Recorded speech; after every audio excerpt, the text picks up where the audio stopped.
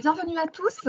Merci pour votre présence à nos côtés ce matin pour un nouveau webinaire organisé par l'axe de travail RSE de l'association Comment. L'événement de ce matin fait suite au webinaire qui avait été organisé le 4 octobre sur le thème du reporting RSE, qui avait permis de dresser un état des lieux des bonnes pratiques du moment et d'évoquer le sujet d'actualité de la CSRD. Si vous n'avez pas pu y participer, sachez que vous pouvez retrouver le replay sur le site comment.fr. Et donc, la problématique qui nous réunit ce matin est comment valoriser la démarche RSE d'une entreprise de manière engageante pour ses parties prenantes. Donc, aujourd'hui, j'ai l'impression que la slide n'a pas suivi. Non, ouais. Là, c'est bon. J'ai trouvé la petite. Donc, aujourd'hui, lors de ce webinaire, nous avons la chance de pouvoir explorer une étude de cas très concrète. Il s'agit donc du dispositif Terre d'initiative que l'agence Nikita a monté très récemment pour la marque Weldom et dont les supports ont commencé à être diffusés en octobre. Donc, cette étude de cas va nous permettre de mieux cerner en quoi les engagements RSE d'une entreprise peuvent être une matière première riche à exploiter pour monter des actions de communication. En temps 2, nous découvrirons en détail le dispositif Terre d'initiative et notamment en quoi il a permis d'embarquer les parties prenantes et de soigner une image de marque responsable. Et enfin, nous aborderons les bonnes pratiques à mettre en œuvre pour s'assurer d'une prise de parole qui soit sincère et sans faux pas pour valoriser la démarche RSE d'une entreprise. Donc pour ma part, je suis Violaine Delahoche, responsable communication chez Écosystème d'une part, et bénévole au sein de l'axe RSE de l'association Comment d'autre part.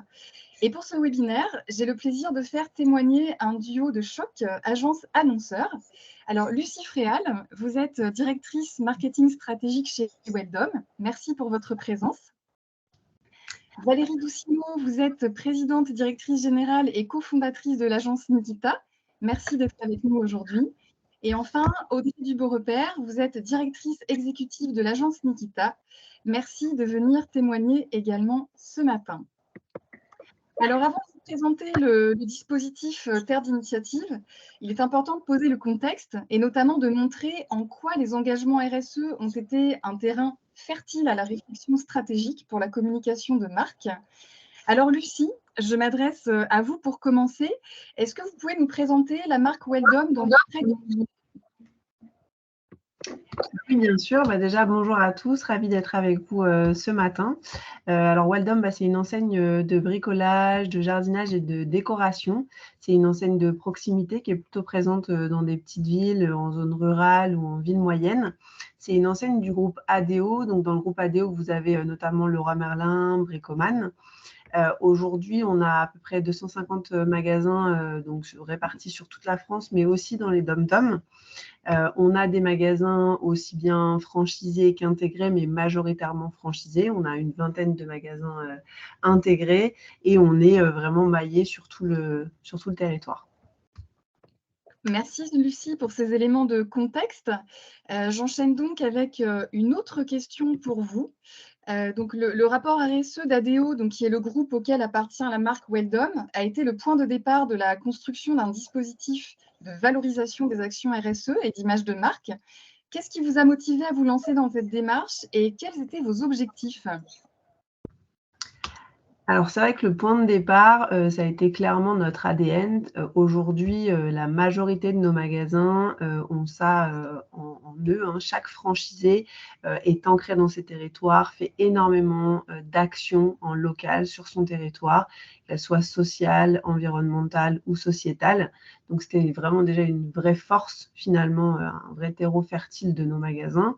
Et en parallèle, effectivement, le groupe ADO, qui est un groupe qui est quand même assez puissant et ambitieux, a posé une démarche assez importante qu'on va vous présenter juste après, avec des engagements clairs. Et donc, nous, on a décidé effectivement de s'inscrire dans une partie de ces engagements, parce qu'on ne pouvait pas répondre à tous les engagements, et vous le verrez aussi tout à l'heure, mais en tout cas, d'aller plus loin, et notamment sur la partie sociale.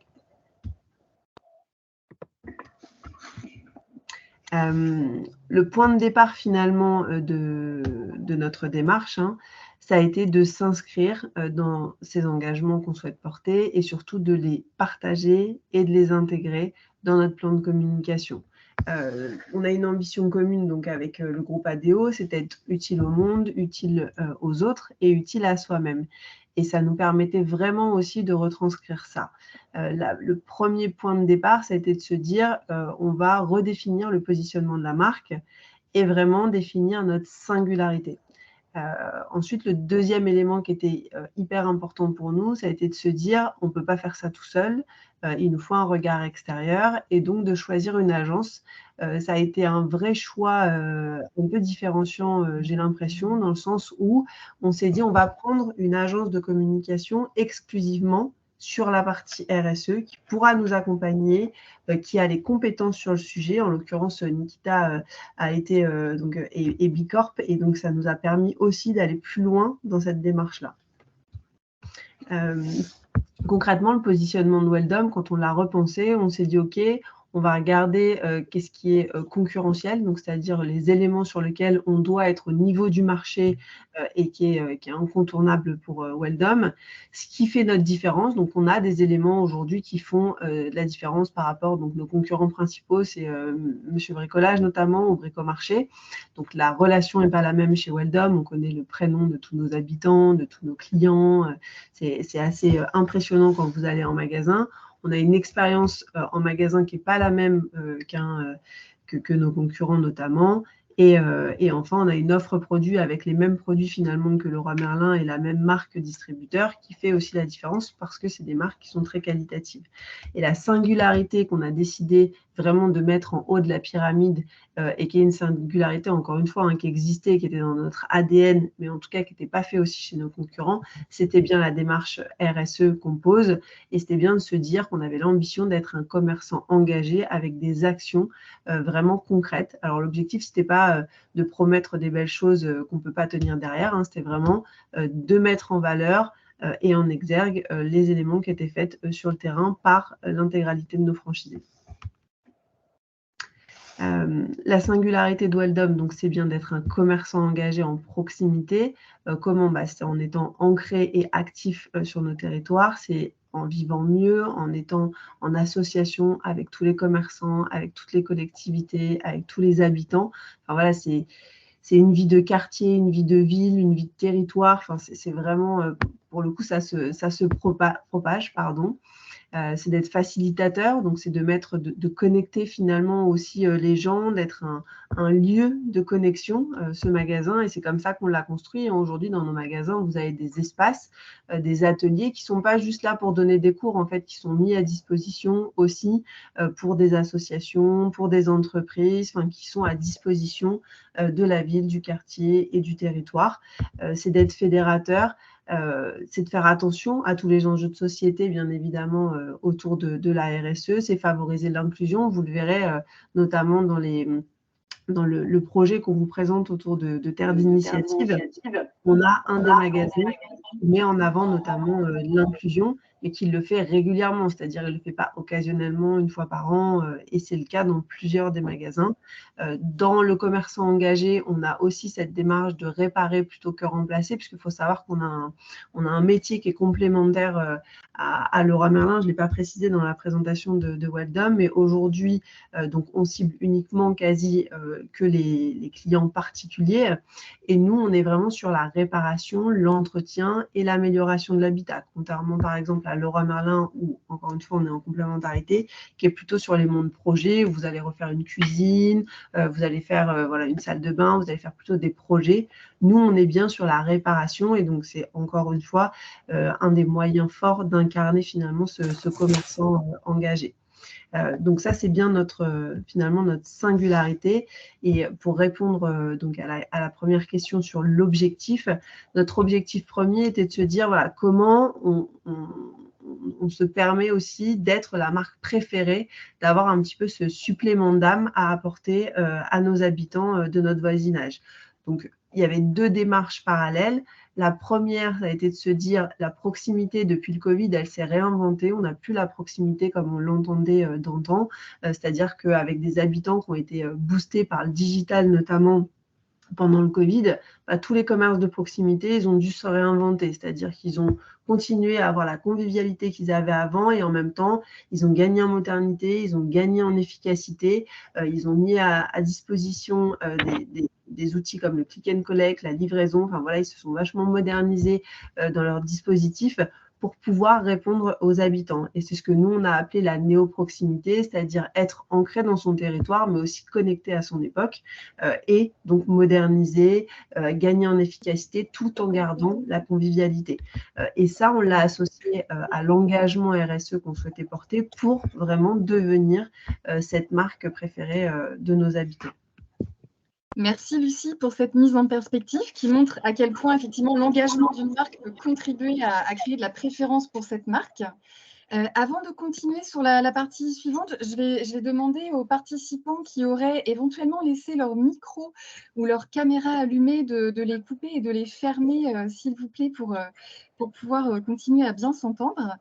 Merci par avance. Donc, nous allons maintenant évoquer le processus de réflexion qui a permis à l'agence Nikita de proposer le dispositif de terre d'initiative. Donc Audrey, je m'adresse donc à vous pour la prochaine question. À partir du brief qui a été proposé par votre client Weldom, vous avez donc exploité la matière première des engagements RSE du groupe ADO et de la marque Weldom pour les décliner en axes de communication. Est-ce que vous pouvez nous expliquer comment vous y êtes prise ? Oui, bonjour à tous. Ravie d'être là aussi pour présenter ce beau projet avec Lucie. C'est vrai que c'est un sujet qui est dense et qui est jamais simple. Il faut bien trouver la moyen de le prendre quelque part pour commencer. Après, comme vous l'a raconté Lucie, on a la chance avec la marque Weldom d'avoir une ADN très forte déjà dans l'envie de participer, d'être présent dans son territoire. Donc forcément, ça aide énormément. Le fait que ça soit une marque qui soit portée par des franchisés aussi et donc des gens très investis aide forcément aussi le travail et on a un point de départ et un socle qui est quand même très fort. Ensuite, il y a quelque chose qui est très important chez Nikita et vous l'avez compris, c'est que la partie RSE, c'est pas une partie qui se traite toute seule dans un coin, entre guillemets, c'est vraiment une facette de la marque. Donc nous, on a pour conviction que la facette de la marque qu'on appelle ici sur le petit schéma la marque du territoire, mais qui peut être la marque citoyenne, qui peut être la marque d'engagement, doit être traitée au même titre que la marque habitant ou que la marque employeur, par exemple. Donc ça, c'est important. Ensuite, comment on construit ce mouvement d'engagement ? Vous pouvez y aller, hein, Voilà, le point de départ, en fait, c'est vraiment, on l'a expliqué, c'est de voir ce qui était déjà fait chez ADO, puisqu'ADO a été assez précurseur sur le fait, en tout cas, de commenter et de proposer au monde ces engagements. C'est assez simple, les engagements d'ADO, ils ont d'abord été travaillés sur base des objectifs de développement durable de l'ONU. Ils ont travaillé sur ces thématiques-là et ils ont travaillé sur ce qui s'appelait chez ADO le We Make It Positive. Le We Make It Positive, c'était le fait de mixer finalement des engagements de l'ordre de l'humain et des engagements de l'ordre de l'habitat. Donc, on était bien sur l'humain, sur le fait de développer le leadership de l'engagement local, ce qui forcément nous va bien à nous Weldom, et puis tout ce qui était avenir durable pour chacun par l'apprentissage. Il y a un côté pédagogie et transmission qui est très, très fort aussi chez ADO. Et de l'autre côté, vous avez finalement l'amélioration de l'habitat avec les solutions positives, avec l'habitat positif également. Ça, c'est notre point de départ. On a déjà quelque chose qui est très riche du coup. Partant de ça, ADO a structuré finalement ses engagements sous forme de 25 engagements. Je ne vais pas tous vous les citer, mais ce qui est intéressant, c'est qu'on a des vraies thématiques assez claires, assez simples. Ça peut être la sécurité, ça peut être la solidarité, la diversité, comme on peut aller sur la neutralité carbone, sur la biodiversité, sur l'éco-innovation. Donc, ce qui était intéressant, c'est que c'était riche, c'était écrit assez simplement. On avait des thématiques fortes. Donc, pour ADO, c'est vraiment quelque chose de très porteur et qui se divise en 25 chantiers qu'il mène au niveau d'ADO. Et la réflexion était simple, c'était de se dire chez Weldom, de quel sujet on a envie de s'emparer pour nous travailler en fait et avancer sur ce sujet. Le sujet a été travaillé principalement avec Lucie et avec les membres du CODIR. C'est important de le dire parce que la partie RSE, elle a beau être portée par toute une entreprise, c'est important d'avoir une validation forte et un engagement fort d'un CODIR parce que c'est un sujet qui doit être porté, qui doit être vécu. Et franchement, ils ont joué le jeu à 100%. On a passé plusieurs heures avec eux et l'idée, c'était de se dire, c'est quoi les grands thèmes RSE qui viennent du coup du cadre ADO sur lesquels Weldom va mettre le poids de son corps. C'est quoi les engagements associés à ces grands thèmes? Et c'est important, on ne le verra pas aujourd'hui parce qu'on ne peut pas tout raconter aujourd'hui, mais c'était d'aller jusqu'à ce qu'on appelle les proof points, les preuves. C'était de se dire, quand on va mettre en place des actions, ce qui vont être finalement des preuves, il faut aller jusque-là. Donc, ce n'était pas juste se tenir au niveau d'ADO et des engagements, c'était de se dire, derrière les engagements, il faudra qu'on ait soit des preuves existantes, soit des preuves à créer. Et ça, c'était quelque chose d'important aussi pour Lucie, et dans le brief de Lucie, c'était qu'on ait quelque chose qui devienne assez vite concret et pas juste des engagements pour dire d'avoir des engagements. Donc, c'est ce travail-là qu'on a fait. Alors, forcément, ça va vite ici parce qu'on est en présentation de webinar. Vous vous doutez bien que le travail a été un petit peu plus long et dans la réflexion, mais globalement, après seulement quelques heures de travail, on est passé des 25 engagements ADO que vous avez vus à ce tableau que vous avez sous les yeux, c'est-à-dire finalement 5 grandes thématiques que je vais vous citer. Donc, contributeurs à l'emploi indirect local, génération makers, acteurs solidaires en local et bien-être et engagement collaborateur. 4 grandes thématiques que je dirais plutôt de l'ordre du social. Et une 5e qui était très importante, notamment pour des métiers, pour des franchisés, c'est la gestion des déchets. Forcément, j'imagine que selon vos métiers, selon les entreprises que vous avez, les déchets sont une vraie problématique aujourd'hui. Donc, il y avait également cette thématique-là.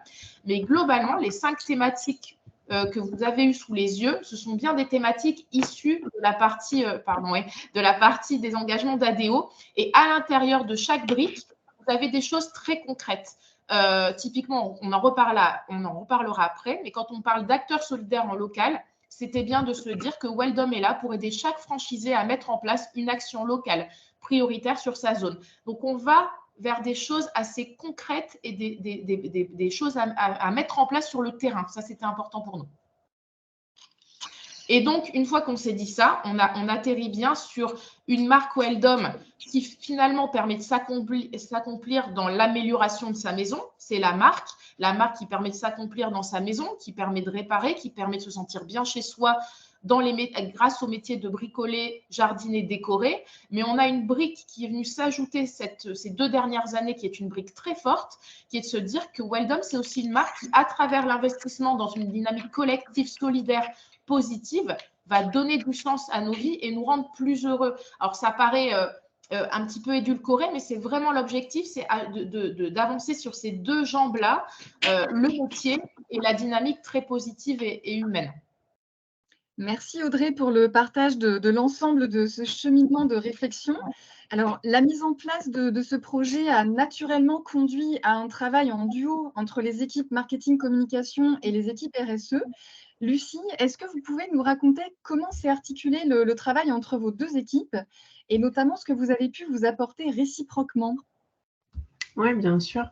Alors, c'est vrai que pour nous, comme je vous l'ai dit, il y avait un terreau qui était très fertile avec toutes les actions et les engagements menés par nos différents magasins. Donc, c'était une vraie opportunité finalement pour la marque en termes d'engagement et de rayonnement.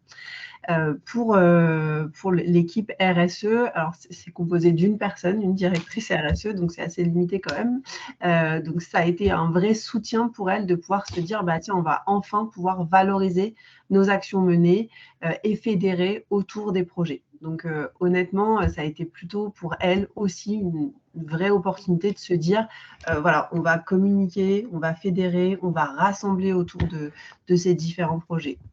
La répartition, elle a été assez naturelle, dans le sens où finalement, l'experte finalement du sujet, c'est effectivement la directrice RSE de chez Weldom.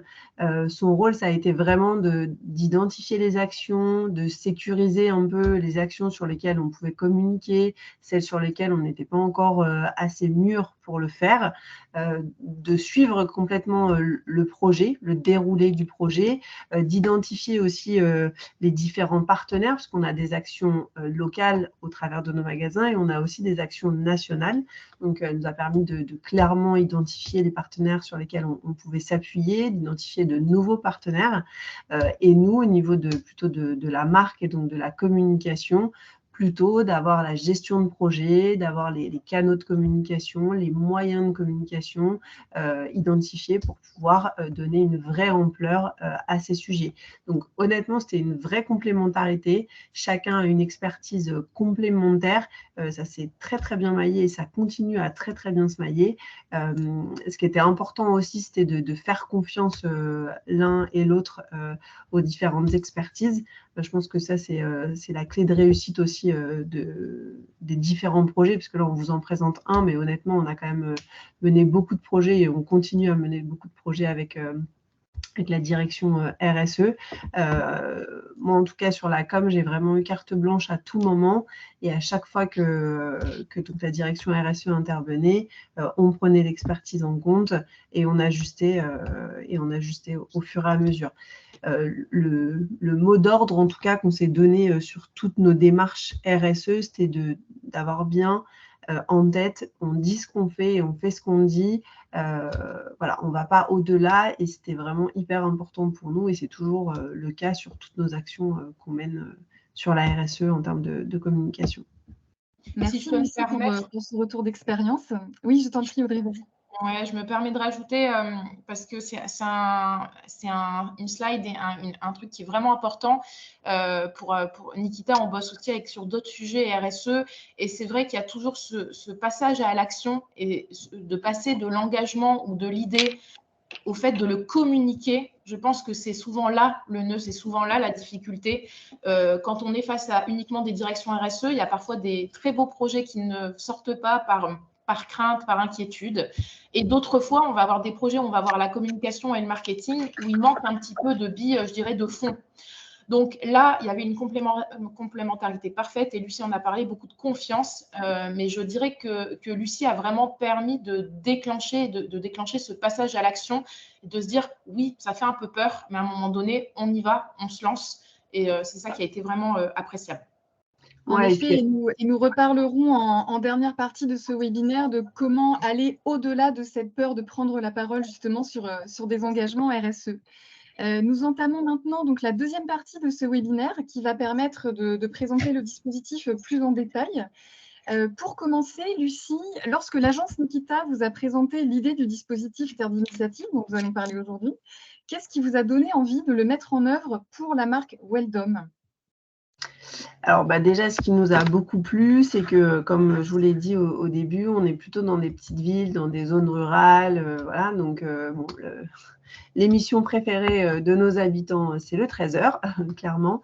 Et c'est vrai que l'esprit de reportage de Terre d'initiative, d'aller au fin fond de nos territoires, d'aller rencontrer finalement nos collaborateurs, nos directeurs de magasins, d'aller présenter la ville sous format de reportage, c'est ça qui nous a vraiment fait un coup de cœur. Après, on s'est dit, OK, est-ce qu'on va pouvoir faire le tour de France? Alors, du coup, on s'est dit, non, on va peut-être commencer par 2-3 magasins et ensuite, on continuera au fur et à mesure. Mais en tout cas, voilà, l'esprit de reportage, comme vous pouvez le voir sur TF1 lors du 13h, c'était important pour nous de se dire que finalement, on pouvait présenter plusieurs initiatives dans plusieurs magasins, c'était hyper important pour nous. On s'est dit, voilà, maintenant il faut trouver peut-être les initiatives les plus impactantes, mais en tout cas, on allait aller au cœur de nos territoires et ça pour nous c'était important. On avait quand même mis en place aussi un dispositif qui permettait de recenser toutes nos initiatives locales et ce qui nous permettait ensuite de pouvoir choisir et de prioriser celles qu'on souhaitait mettre en avant au fur et à mesure. Et enfin, parce que aller dans nos territoires, c'est top, le format qui a été proposé était génial, mais après on s'est dit, voilà, comment ça peut aussi avoir une ampleur suffisante pour impacter finalement nos habitants et que ça soit visible. Et pour ça, en fait, on nous a proposé effectivement une ambassadrice qui est Sophie Ferjani et qui représentait Vous pouvez passer vraiment... une slide, pardon, désolée. Vous pouvez passer la slide d'après. Oui, j'ai l'impression que ce n'était pas la bonne slide. Bon, c'est pas grave. Exactement. Encore, je pense, peut-être, Solène. Ah non.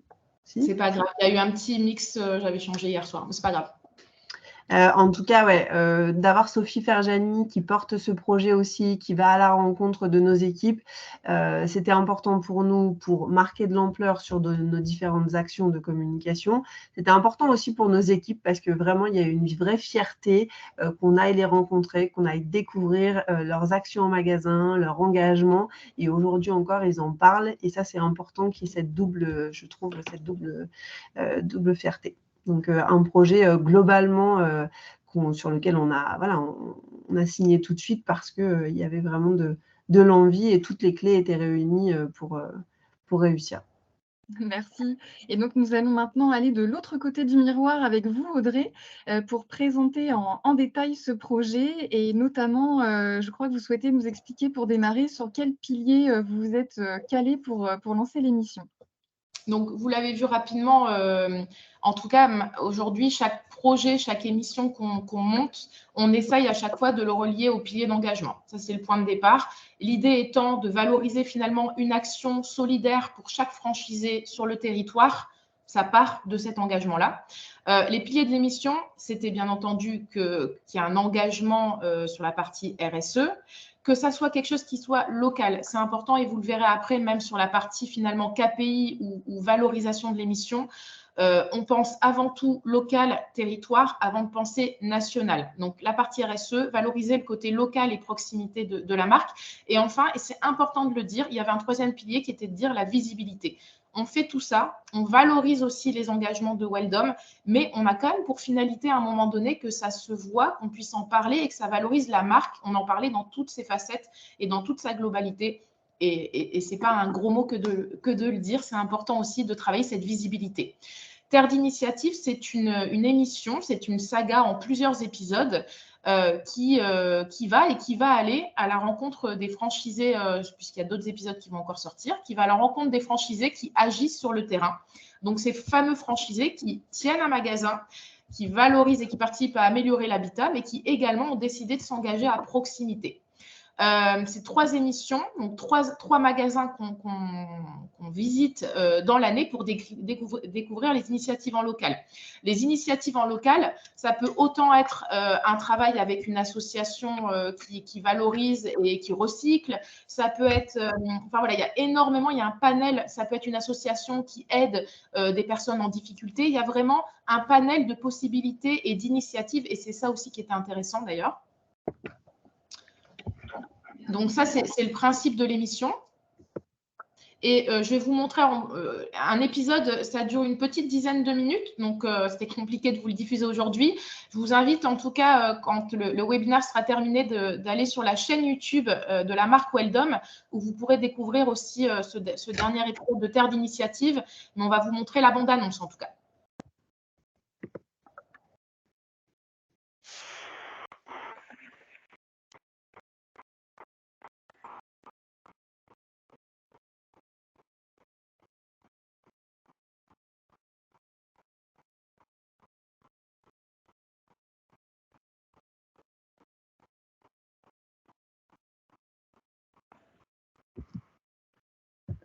Donc, c'est un tout petit extrait, mais ce qu'il faut comprendre encore une fois, c'est qu'on a ces franchisés qu'on vient voir sur le terrain.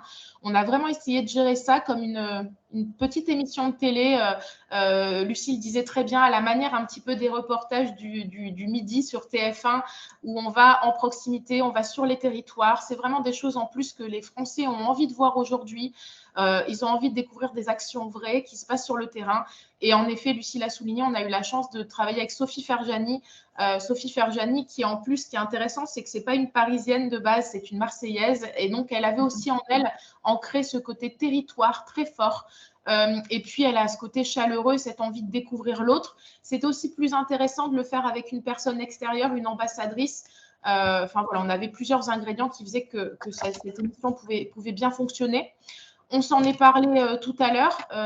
L'émission, comment on l'a travaillée dans son rayonnement.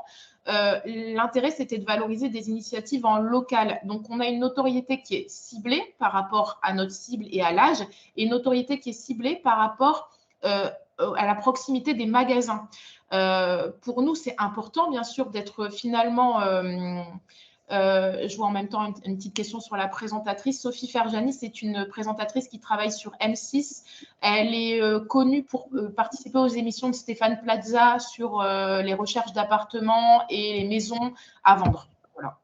Donc, et elle fait le tour de France, du coup, pour aller voir toutes ces maisons. C'est ça qui était intéressant aussi. Donc, en tout cas, une notoriété ciblée par rapport à l'âge et une notoriété ciblée par rapport à la proximité des magasins. Il est intéressant pour Weldom d'être connu au niveau national. C'est encore plus important d'être connu au niveau national à côté de ces magasins. On en a 250 à travers la France. Donc, on travaille cette notoriété ciblée à proximité des magasins. On était diffusé, donc c'est une émission qui est diffusée sur YouTube. Donc, c'est du 100% social media. Émission diffusée sur YouTube et avec une sponsorisation, une médiatisation sur YouTube et sur Facebook qui vient en relais. Donc ça, c'est important. On le verra après. On a des bons résultats aujourd'hui. Il y a énormément de vues sur la vidéo. Il n'y a pas forcément besoin d'être sur les grands médias pour exister aujourd'hui. Ça aussi, il faut le retenir. 100% social avec un accent mis sur le ciblage. Et c'est ce qu'on voyait tout à l'heure. Pour ça, il y avait un petit micmac, mais en tout cas, c'est ce que disait Lucie. C'était vraiment ce qu'on a eu envie de mettre en place, c'est l'esprit reportage. On en a parlé. Le Tour de France, et ça, Lucie a fait un énorme boulot avec ses équipes et avec la direction RSE de choisir les bons projets, les bonnes personnes, les bons ambassadeurs dans différentes parties de France pour ne pas non plus que certaines régions se sentent moins valorisées. C'est pas si évident que ça quand on gère un réseau de magasins, d'avoir des initiatives aussi différentes les unes des autres et de choisir une ambassadrice, une présentatrice qui portait nos valeurs.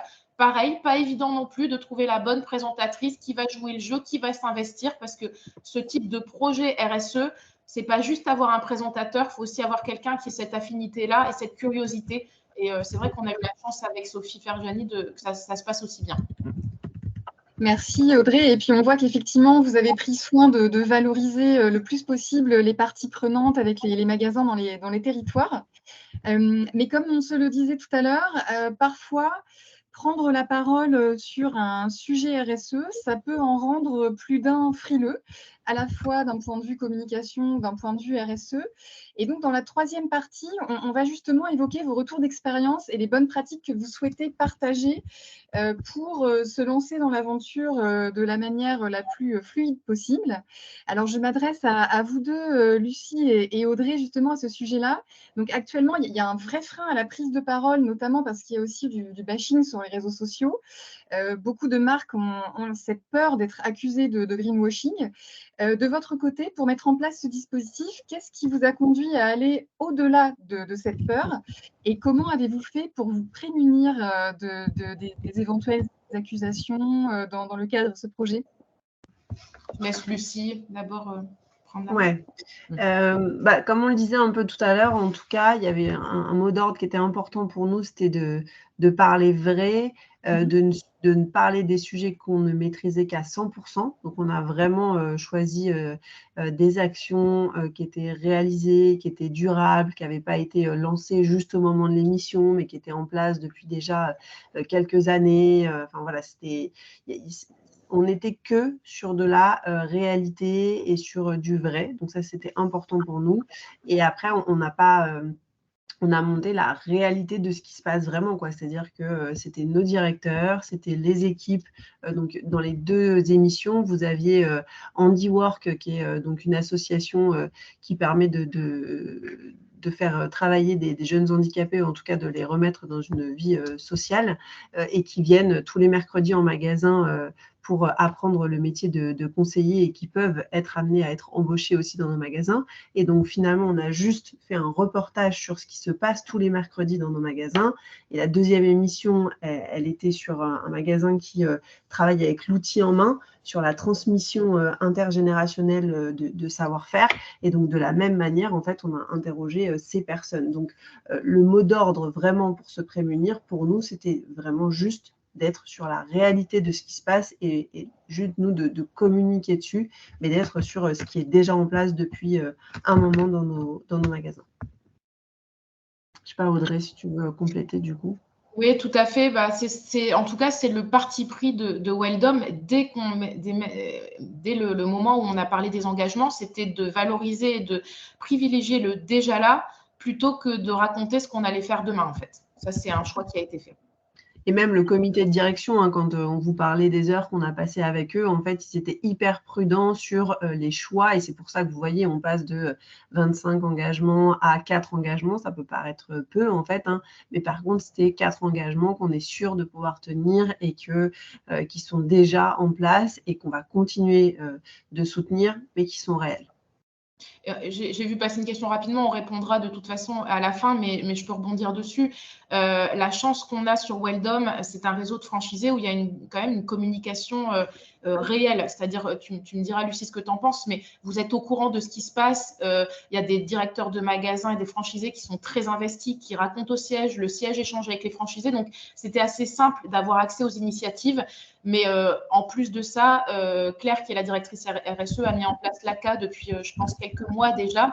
L'ACA est une appli qui permet de regrouper et de rassembler les initiatives terrain. Donc, tout est fait pour accentuer et accélérer sur le recueil des initiatives et pour ensuite pouvoir les valoriser en communication. Parfait. Et donc, vous avez aussi accordé une importance assez cruciale au choix des indicateurs pour mesurer la réussite de ce dispositif. Donc, Audrey et Valérie, comment avez-vous mis en place ces indicateurs de mesure? Comment est-ce que vous les avez choisis? Et surtout, après quelques jours de lancement de l'émission, est-ce que vous avez déjà quelques résultats à nous partager? Oui, alors sur cette partie indicateur de réussite, c'est ce qu'on voit ici. Alors, ce qu'il faut avoir en tête sur les résultats à peu près, je regardais hier soir typiquement, on est à presque 800 000 vues sur l'émission, sur la première émission qui est sortie il y a 4 semaines. Donc en 4 semaines, on fait 800 000 vues, ce qui est excellent. Maintenant, on voulait aller plus loin que juste le fait de dire la vidéo a été vue. Ce qu'on va regarder, et je n'ai pas le détail du bilan aujourd'hui, mais ce qu'on va regarder, ce qui sera important à regarder pour nous, ce qu'on s'est mis en objectif dès le départ, c'est aussi le taux d'engagement. C'est-à-dire que la vidéo, elle donne envie de commenter, de partager. Ça, c'est quelque chose qui est important pour nous, qu'un partage soit fait. Ensuite, le retour image, je donnerai la parole à Lucie juste après, c'est qu'on a posé une question, on a ajouté une question au baromètre de notoriété de la marque pour savoir si elle était vue aujourd'hui et demain comme une marque engagée. On va aller regarder le taux de notoriété dans les zones, puisque je vous ai parlé d'un ciblage à proximité des zones magasins. Et ensuite, évidemment, Lucie pourra rebondir là-dessus, elle en a un peu parlé. On va aller regarder s'il y a une fierté et un retour quali finalement du terrain. C'est hyper important chez Weldom, les mails qu'ils peuvent recevoir ou les messages qu'on peut avoir sur l'intranet de retour finalement des émissions, à la fois des gens qui la voient et des gens qui la vivent et qui ont participé au reportage. Je laisse Lucie compléter sur et le baromètre et le retour terrain. Ouais, dans notre baromètre de satisfaction, dans notre baromètre de notoriété, pardon, aujourd'hui, on a effectivement donc les taux de notoriété, etc. Et on a l'image de la marque sur notamment la RSE. Donc, nous, il était important de suivre finalement l'évolution de ce KPI-là sur ce baromètre de notoriété. Et ensuite, concrètement, pour nous, il y avait 2 objectifs clairs. C'était d'améliorer donc l'image de l'engagement perçu par nos habitants, et ça, c'est via le baromètre. Et 2, c'était de fédérer encore plus nos 2 clients, c'est-à-dire nos habitants et nos clients franchisés. Parce que vous savez, alors c'est peut-être plus facile en intégrer, je ne sais pas, mais en tout cas, en franchise, même s'il y a plein d'actions qui sont faites, et je pense que ça fait partie d'une des questions qui a été posée tout à l'heure, c'est comment on fait pour avoir en fait la visibilité sur ce qui se passe en magasin. Il y a plein de choses qui sont faites, mais ils ne nous le disent pas ou on a du mal. Alors, c'est vrai que la plateforme nous aide énormément, mais ce qu'on voulait aussi, c'était de fédérer encore plus sur les actions qui sont menées par certains magasins pour propager ça et qu'il y en ait encore plus qui se passe dans d'autres magasins. Donc, il y a vraiment 2 suivis pour nous. En tout cas, l'image par rapport à nos clients habitants qu'on aura par rapport au baromètre de notoriété et l'engagement finalement et de nos habitants et de nos franchisés sur les actions RSE. Donc, les habitants, on va pouvoir le suivre par rapport au taux de participation sur les actions qu'on mène en termes de RSE, le Clean Up Days, les Geo Days, enfin tous les événements RSE qu'on mène tout au long de l'année dans nos magasins. Et ensuite, sur nos franchisés, on va pouvoir le suivre par rapport à la plateforme LACA qu'on a mis en place, qui nous permet de recenser finalement toutes les actions qui sont menées par nos franchisés tout au long de l'année.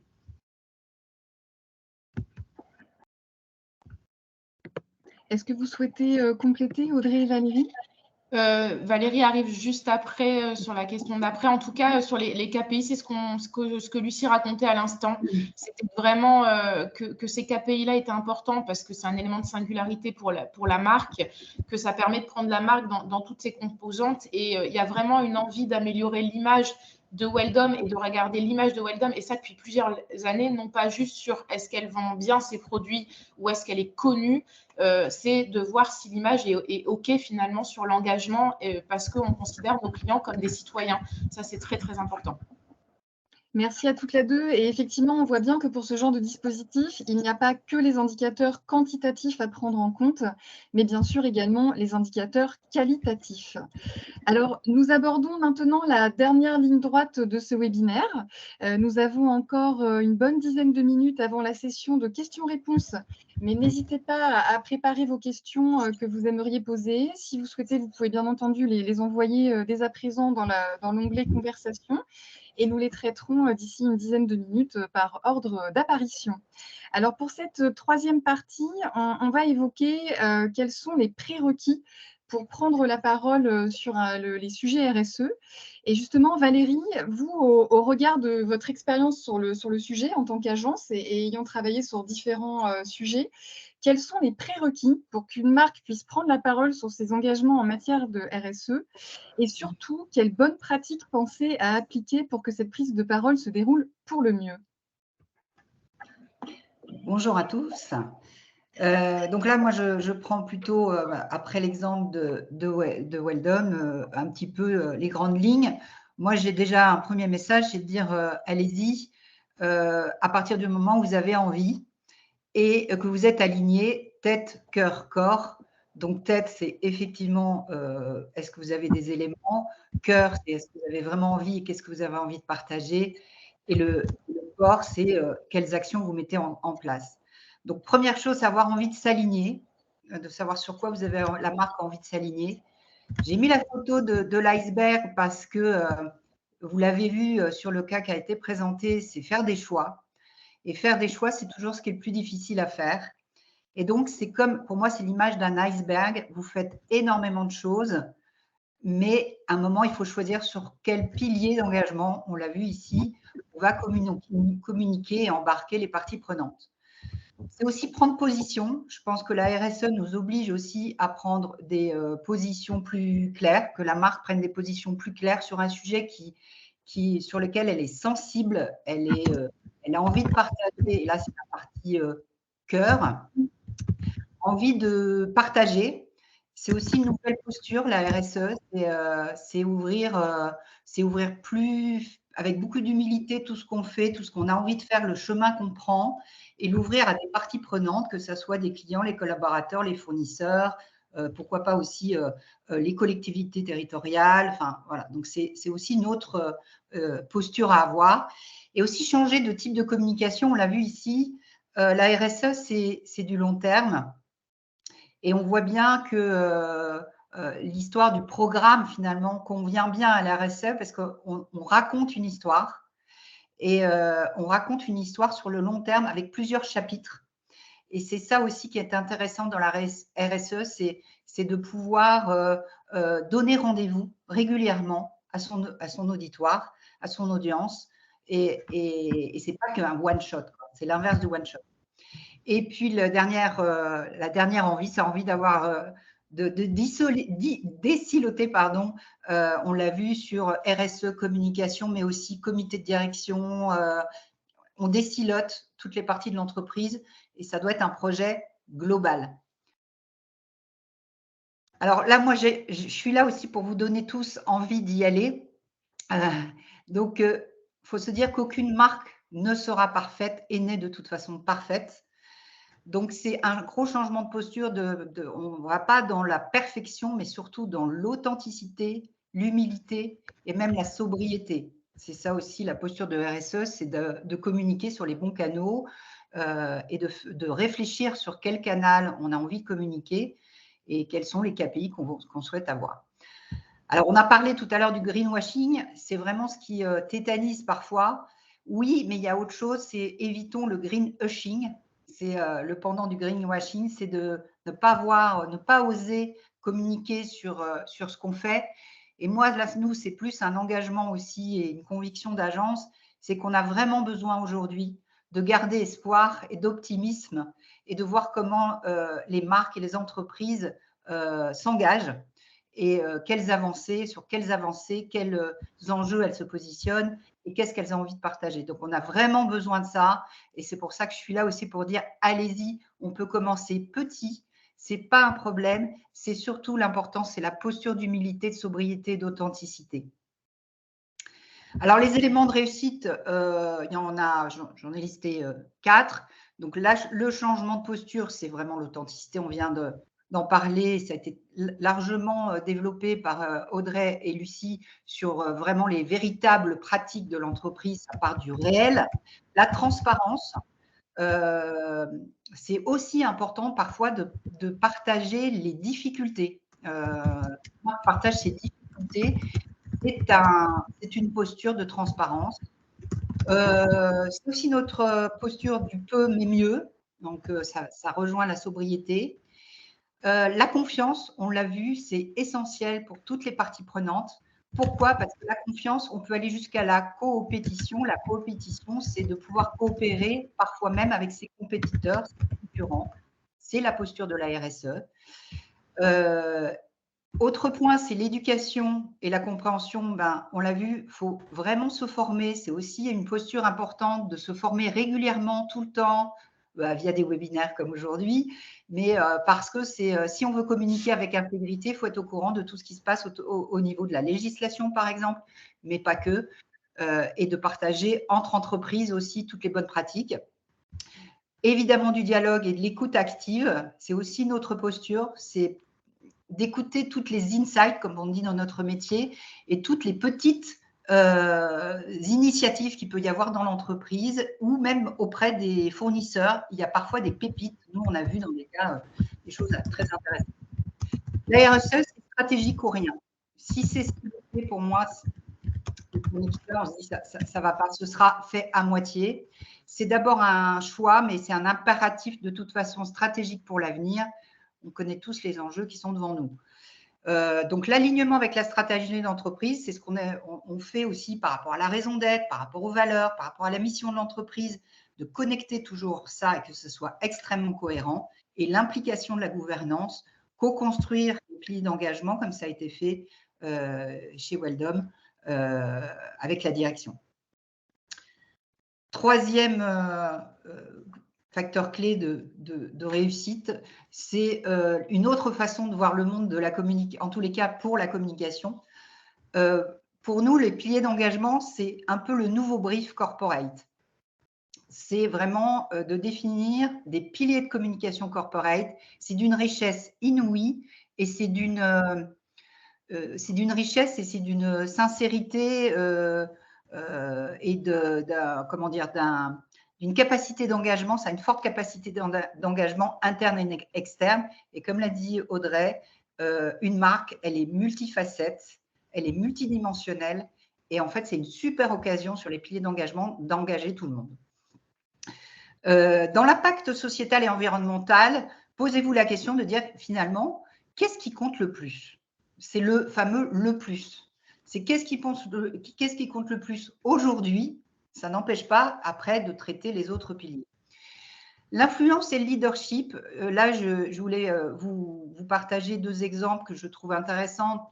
Enfin, un exemple surtout, c'est la Maïf et Crédit Mutuel avec Demurger et Nicolas Terry, qui ont aussi, par rapport à la RSE, finalement, engagé une réflexion auprès des entreprises sur le dividende sociétal et écologique. Et eux prennent la parole, et c'est un leadership de pensée, de dire, et si les entreprises distribuaient une partie de leurs dividendes pour ces causes-là. Donc, c'est aussi d'embarquer la gouvernance, l'actionnariat, quand il y a des actionnaires, les dirigeants, dans des prises de parole engagées pour les enjeux sociétaux et environnementaux.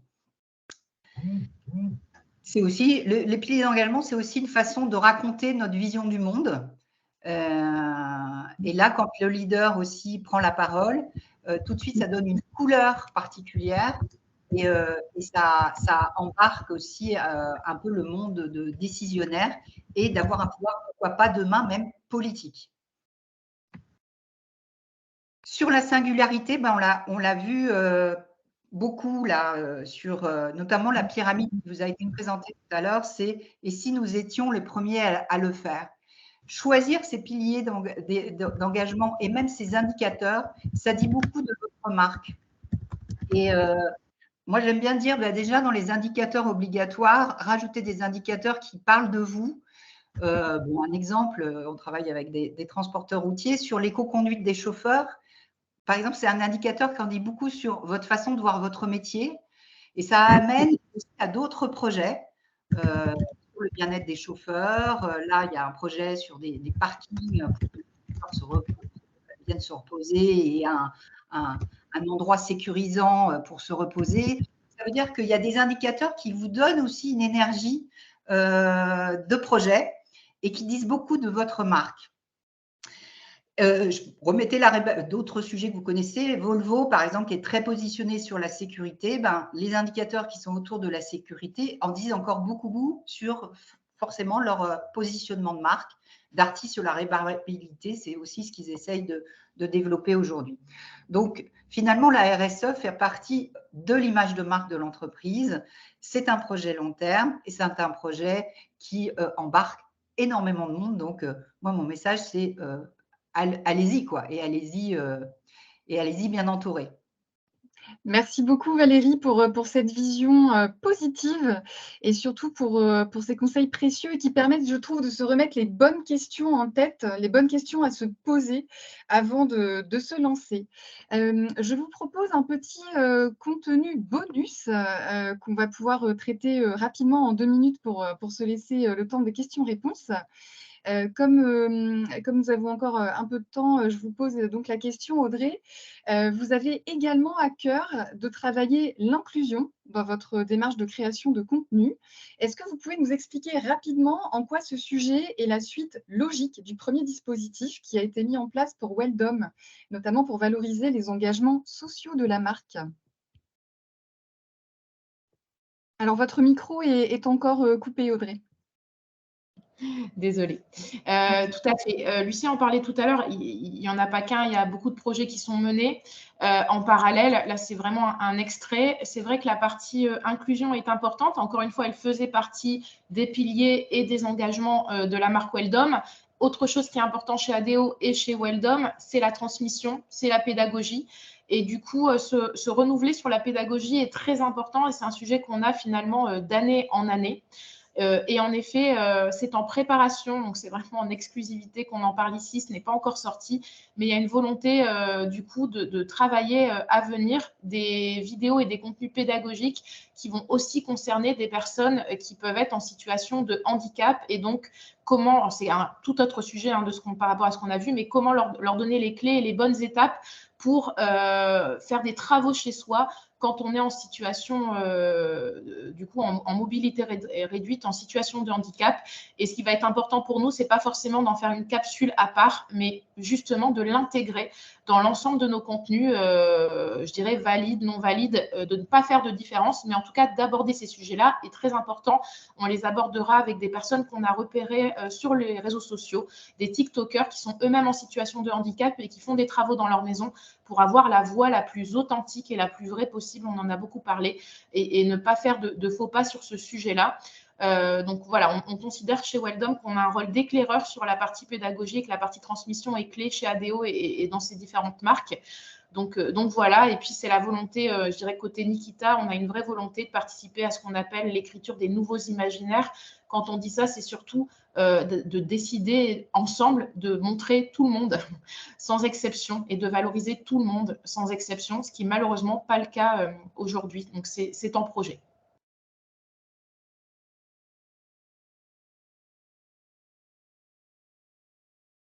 Je ne sais pas si on vous entend. Merci beaucoup Audrey. Donc, nous allons maintenant aborder la session questions-réponses. Donc, je vais aller voir, parce qu'il y a quelques questions auxquelles on a répondu au fil de l'eau. Donc, je ne vais pas forcément les reprendre. Il y a Frédéric qui pose la question, avez-vous fait un plan à 3 ans? Donc je pense que ça questionne la vision long-termiste. Lucie, tu veux répondre là-dessus? Tu as ton micro coupé comme moi tout à l'heure. Ton micro est coupé, Lucie. Autant pour moi.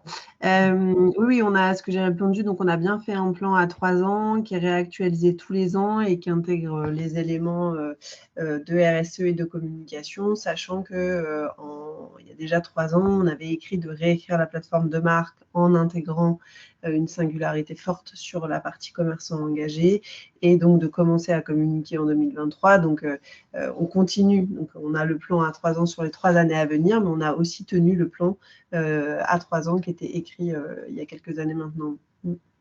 Et ce qui est important à préciser, c'est quand Lucie parle de plan, c'est bien le plan de la marque qui comporte, qui intègre les éléments RSE. Exactement. Merci pour cette précision. Nous avons aussi Gérard Bourgeois qui demande si la relation avec les clients du magasin, donc qui est l'objet du reportage, enfin les magasins objets du reportage, pardon, a évolué et de quelle manière, si jamais la relation avec les clients a évolué? Alors, c'est ce que je disais, c'est que en réalité, comme c'est des actions, on a choisi en tout cas, les initiatives en magasin par rapport à la thématique, c'est-à-dire plutôt sociale, par rapport à la fréquence, donc c'est-à-dire des actions qui étaient déjà en place depuis un moment et qui étaient du coup à une fréquence assez régulière, pas uniquement une fois par an, et la dispo des équipes et des associations. Dans ce cadre-là, en fait, on n'est pas sur des nouvelles actions, donc c'est-à-dire que, par exemple, le magasin de Bagnols-sur-Cèze, sur lequel toutes les semaines, vous avez l'association Handiworth qui vient travailler. En fait, les clients sont déjà au courant de cette situation, savent ce qui se passe dans le magasin. Au niveau, en tout cas, local, ça se sait sur les clients déjà existants. L'impact majeur, il est plutôt, sur les clients les habitants qui ne nous connaissent pas, donc plutôt pour recruter des nouveaux clients. Et c'est ça qu'on va mesurer notamment dans nos enquêtes de baromètre. Et le deuxième est plutôt sur l'image de marque, mais nationale de Weldom. Donc, sur les clients existants, il n'y a pas de découverte parce que c'est des actions qui étaient déjà menées. Là où va y avoir un vrai impact, c'est sur les nouveaux, des prospects, des habitants, ou sur le national au niveau de la marque. Merci. Il y a Mélanie Taé qui demande si les reportages sont intégrés dans un JT global d'entreprise en interne ou s'ils sont uniquement autoportants. Alors, ils ne sont pas intégrés dans un JT de l'entreprise. Par contre, effectivement, ils sont diffusés en primeur en interne avec un teasing et ils sont diffusés au fur et à mesure. Mais il n'y a pas un JT qui regroupe le tout. On a un timing à se dire que tous les 2 mois, on diffuse une émission, mais on n'a pas de JT avec tout. Merci beaucoup. Il y a également des questions sur le replay et mise à disposition des éléments. Donc, effectivement, sous quelques jours, vous aurez le lien pour pouvoir regarder le replay et vous aurez donc à nouveau accès à l'ensemble des commentaires et aux slides qui ont été présentés aujourd'hui. N'hésitez pas, si vous avez encore des questions. Je vois aussi beaucoup de remerciements pour ces précieux témoignages. Est-ce que pour la dernière minute, vous auriez éventuellement un mot de la fin, Audrey, Valérie ou Lucie? Allez, je me lance. En tout cas, n'hésitez pas, allez-y, parce qu'en dehors d'être des sujets passionnants, c'est des sujets sur lesquels on prend du plaisir à communiquer. Je pense que s'il y avait bien une fierté qu'on a cette année, c'est bien celle-ci pour nous, pour les équipes. Donc oui, ça fait peur. Oui, c'est pas toujours priorisé. Oui, on se dit toujours, c'est pas dans nos budgets, c'est pas ce qu'il faut mettre en avant en premier. Et pour autant, je pense que c'est ce qui fait la différence par rapport à d'autres enseignes. Moi, je rejoins Lucie à un côté aussi découverte, rencontre de l'autre qui est assez exceptionnel quand on travaille ce type de sujet. Et ce que je dirais, c'est faites-vous confiance et allez regarder ce qui se fait déjà parce que finalement, bien souvent, l'ADN est déjà là. Merci pour ces mots de la fin. Valérie, est-ce que vous souhaitez ajouter quelque chose ou est-ce qu'on reste sur cette touche positive? Non, Pareil, positif, allez-y. Je pense qu'il y a des trésors dans les entreprises, on ne les voit pas toujours, et il y a des trésors d'engagement. Nous, ça s'est vérifié sur 100% des clients qu'on a à l'agence, et il y a vraiment 100% de trésors dans les entreprises. Il faut aller les chercher. Et je le redis, je pense que moi, je prends aussi de la hauteur, c'est qu'on a vraiment besoin de messages positifs aujourd'hui. Et les marques, et les entreprises ont un vrai rôle à jouer aujourd'hui pour qu'on reste optimiste face à l'avenir. Donc, oui, la RSE, c'est pas chiant en fait. La RSE, ça peut être très mobilisateur. Et nous, on est créatifs forcément en tant qu'agence. Et nous, c'est un vrai matériau pour nous de créativité. La RSE, c'est pas chiant du tout. C'est de la matière créative qu'on aime beaucoup manipuler et regarder et trouver des lignes directrices d'embarquement des parties prenantes, parce que ça a beaucoup de sens. Donc, on aime beaucoup. Donc, allez-y, vous verrez, vous y trouverez beaucoup d'alignement. En un mot, foncez et rejoignez le mouvement. Voilà. Merci à toutes, en tout cas, pour ces précieux témoignages et retours d'expérience qui sont très stimulants et positifs. Ce webinaire touche à sa fin. Un grand merci également aux participants qui nous ont rejoints.